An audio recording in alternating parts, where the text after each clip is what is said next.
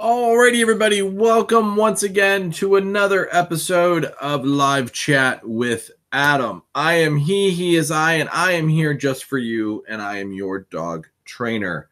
So, different setup today, doing a little construction, redoing some of the things on the channel here. So this way we can make it kind of a little better, step our game up a little bit.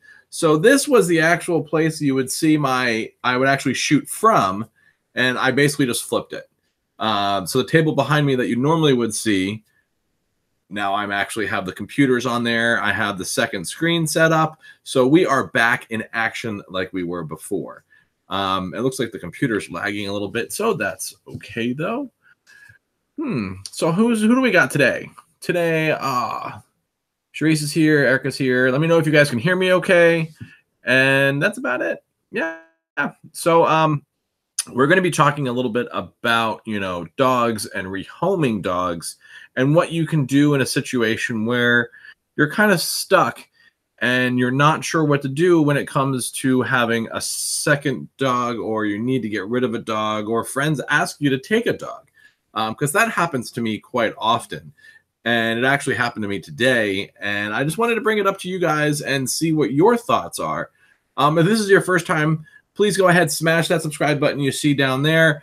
You also see that in the replays. And let me know that you love us here on the channel and give us a thumbs up. That would be awesome. I appreciate it. That makes you a scholar and a gentleman and a lady. So anyway, so let's kind of talk about this. So I was actually at a computer store, and one of my students contacted me and said, unfortunately, they have to rehome their dog. And I kind of took a step back, and I was like, why? Your dog went through training. Your dog is so great. Everything's, with your dog was on point. Why do we have to go through training, or why do you have to rehome this dog? And it didn't work out for them. It just wasn't the right fit for their lifestyle. And we've talked about that so many times before in the past about what do you do when you have a dog that doesn't match your lifestyle. So, some of those things that we do, obviously this is a situation that happens. And oh, wait, before I forget, let me go ahead and turn my phone off. So turn it to mute. There we go. And that's it. So what do we do when we're in a situation where we get the wrong dog and we're kind of stuck? And now we're like, oh, wow, I have this dog and I can't handle it and I can't control it. And I have to rehome this dog. Obviously, most people don't want to go to the shelter and put a dog back in a shelter because they just feel that's cruel. Oh, yeah, I forgot to mention, go Eagles. That's right. That's a thing. I'm just saying. So talking about rehoming dogs, this is going to sound so weird for me to say, but I would rather you bring the dog back to the shelter where they can do the marketing, where they can take pictures and photos and really help get this dog to the right place and really help him, because the dog's going to be a different dog than when you got the dog from the shelter, because the dog's been through training. This shirt is really bothering me. From when the dog has been through training, the dog has been through all different socialization skills. And, amazingly enough, now we have a dog that is a lot more controlled, a lot more understanding, and probably will be adopted very, very quickly out of the shelter than you trying to make a post on Craigslist. I don't trust people on Craigslist for that exact reason. We just don't know. There's too many circumstances, and the shelter really does a good job of vetting everybody that gets a dog from there. So I'm going to ask you guys in the chat, what is your feeling about bringing a dog to the shelter? And what if you actually got a really good, well-trained dog from the shelter? How would you feel about both sides of that? Because to me, yeah, I'm going to obviously do some posts. I'm going to obviously share pictures of this dog. But at the end of the day, what is it that helps, that's best for the dog? I don't want to do what's best for the pet parent. In this situation, I'm going to do what's best for the dog. And kind of wondering what the chat is thinking. and see what they say and kind of go from there and kind of fill it in. I am going to be shooting a video this week of my full review of the 3-in-1 pet safe harness. So that will be our Friday full review on that. And I might do that one live. I'm not sure. There is a bit of editing needed, so I'm still kind of trying to get the double screen thing. It's not really working very well. So yeah, I'm going to try to do this.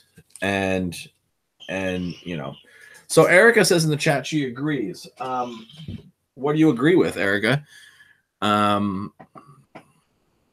Still can't find one here.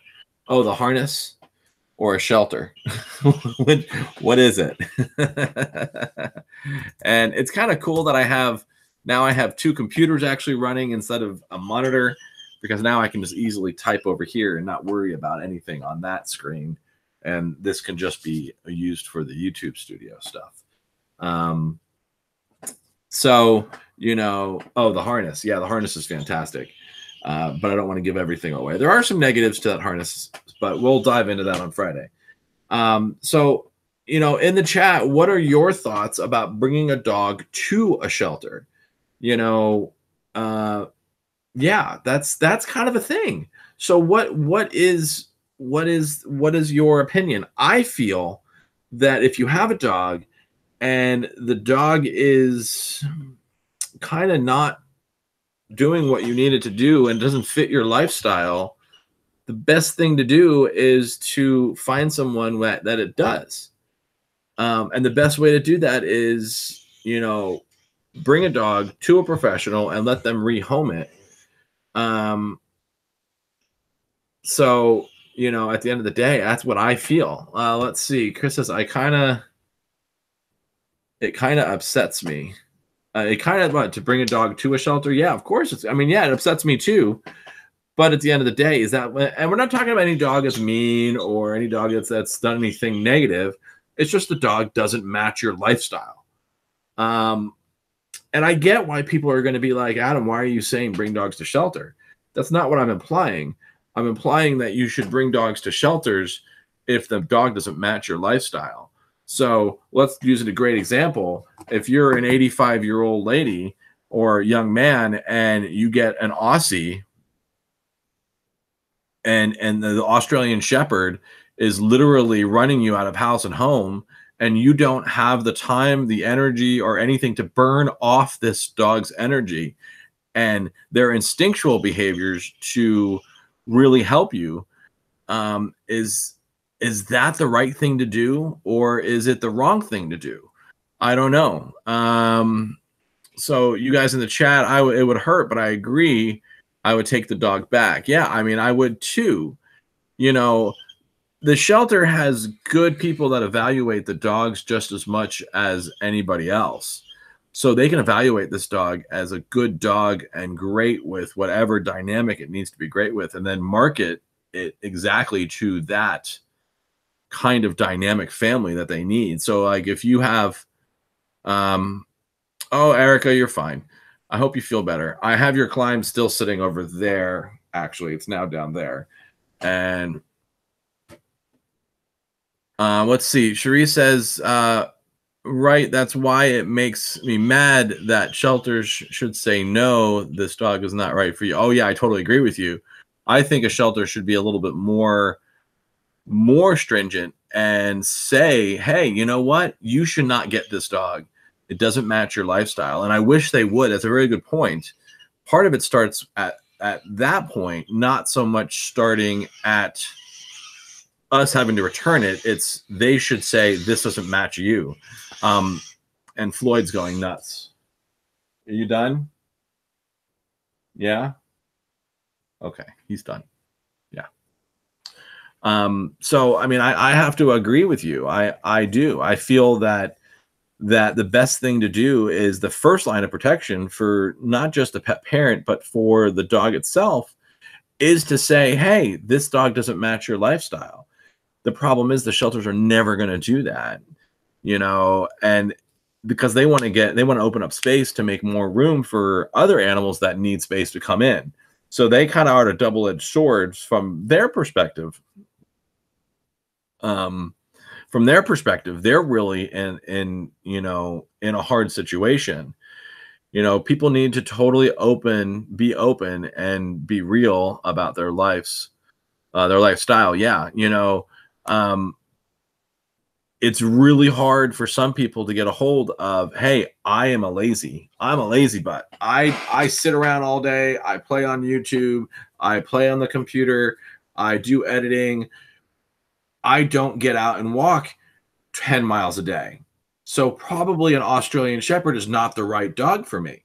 I'm just saying. Does that mean that all Aussies are bad? No, not at all. It's just not the right lifestyle that I lead, that I need this dog to be successful in my family or my household.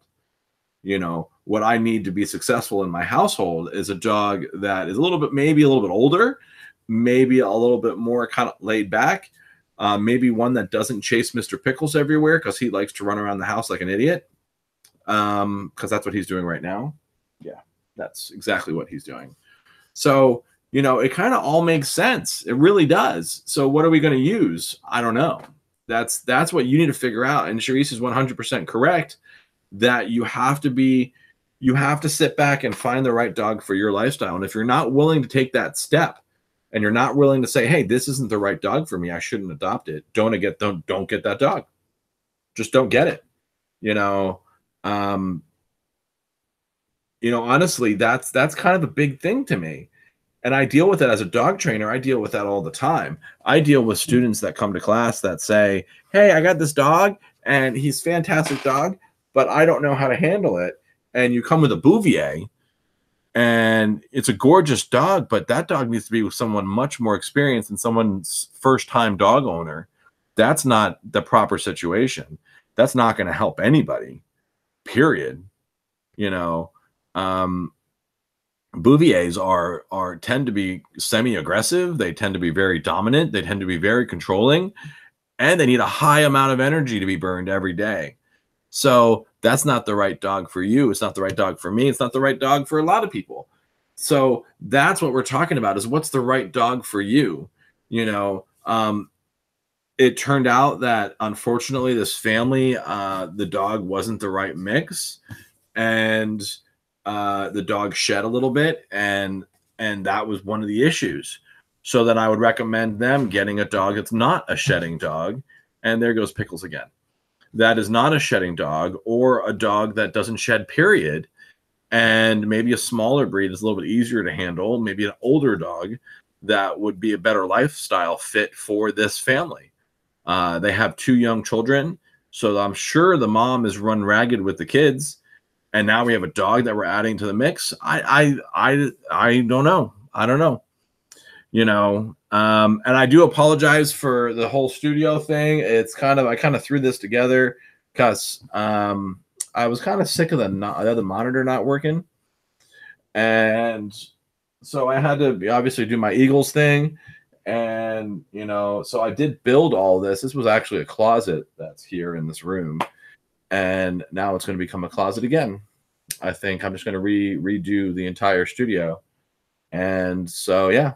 So anyway, so anybody have any questions or anything, please feel free to hit me up. Do you guys in the chat have anything that we need to discuss besides someone's going to be getting a climb probably this week? Probably. I might mail it out on Friday, by the way, because that's a half day for me. So I'm going to try to mail it out on Friday, by the way. And yeah, so yeah, that was my rant about that. And yeah, no one has any questions. We're only 15 minutes in. I kind of want to say, suck it up, Buttercup, but suck it up, Buttercup. What do you? I kind of want to say, suck it up, because you don't get it. You don't. Yeah. Well, yeah. But as humans, when we come back with saying, hey, you know what, you need to deal with this dog, even though it's not the right lifestyle for you, Is it work? Is that going to be best for the dog? You have to look at it from that perspective. And I'm going to say no. It's not what's best for that dog. What's best for the dog is finding a home that really is going to benefit the dog instead of do the complete opposite. You know, so I mean, yeah, I agree with you. I agree. You should take on a dog at any point and um, say, hey, this dog is the one you picked. It's the one you liked. It's the one you fell in love with, and deal with it. But if they're struggling so much, maybe it's time to rehome it. Maybe that's what needs to happen. I'm just saying that could be the issue. And it's hard, and I'm not telling you the whole story. Most of it, obviously, but not all. So yeah, I'm kind of sad, because this family really did a good job training their dog. They did fantastic.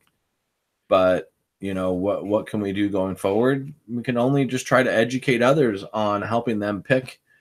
No, I don't. Um, we have to try to educate more on people fixing and getting their lifestyle dog for them. That's why we try to get people to watch these videos. I know we don't have a lot of subscribers. We have like 220 or whatever. So we're considered a very small YouTube channel, but the content that we share and we show really pays off. So the people that watch really will get a lot of education out of a lot of the stuff that we talk about right here. So what I recommend you guys do, those of you that are the faithful, go ahead, share these videos on Facebook, share these videos with your friends, share these videos so you're educating, spreading the word. It's not so much about me, it's about spreading the good word that we're trying to lead people in that right direction and help them make a good decision on getting the right dog for their family. And then when they get that right dog, they're able to train the dog the right way using positive based reinforced training that will educate them and their families together. And this way, the dog ultimately has a great, well rounded family, right? And their life is not in a crate 24 hours a day because the dog gets in trouble. That's something that we need to do. And we need to really share.